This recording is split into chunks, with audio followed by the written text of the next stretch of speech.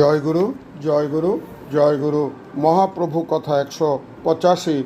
গতদিনের পরের কথা। প্রভু চলেছেন, তাহার চক্ষে দেখিতেছেন না, কর্ণে শুনিতেছেন না, শরীরে ব্যথা বোধ নেই, ক্ষুধা তৃষ্ণা বোধ নাই, নিদ্রা কি ক্লান্তি বোধ নাই, কিন্তু তাহার ভিতরটি সম্পূর্ণরূপে সজীব রহিয়াছে। জ্ঞানীগণ তেজ অর্থাৎ শক্তির উপাসনা করেন, তাহাতে যে শক্তি পান তাহারা সৃষ্টি স্থিতি প্রলয় করিতে পারেন। কিন্তু ভক্তগণ নবীন পুরুষকে ভজনা করিয়া চিরদিনে একটি তুমি আমার আমি তোমার এই সঙ্গী লাভ করেন। সেই ভক্তের পঞ্চ ইন্দ্রিয় তৃপ্তিকর, তাহার রূপে নয়ন শীতল ও অঙ্গ গন্ধে নাসিকা উন্মাদ করে।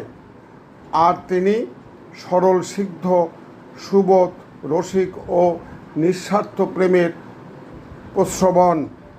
তাই শ্রীমদ্ ভগবদ্ গীতায় ভগবান বলেছেন, যে ভক্ত আমাকে যে রূপে ভজনা করে আমি তাহাকে সেই রূপে, অর্থাৎ ভগবানকে যিনি যে রূপে ভজনা করেন তিনি তাহার নিকট সেই রূপে উদয় হন।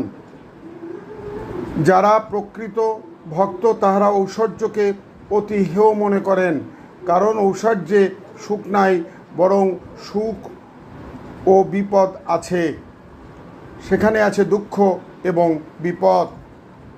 খেজুর বৃক্ষ সকল দেশেই আছেন, কেহ সেই বৃক্ষ হইতে রস গ্রহণ করেন, কেহ ওই বৃক্ষ হইতে ফল গ্রহণ করেন। যাহারা যোগী তাহারা ওই বৃক্ষ হইতে ফল গ্রহণ করেন, আর যাহারা পরম ভক্ত তাহারা রস গ্রহণ করেন।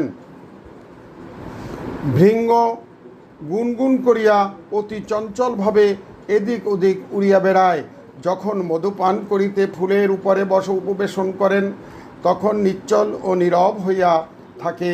সেইরূপ ভক্তগণের চিত্ত যখন শ্রী ভগবানের শ্রীপাদপদ্মে মধুপান করিতে উপবেশন করেন তখন তাহার বাহ্য জগতের সহিত কোনো সম্বন্ধ থাকে না। জয় রাধে জয় রাধে জয় রাধে।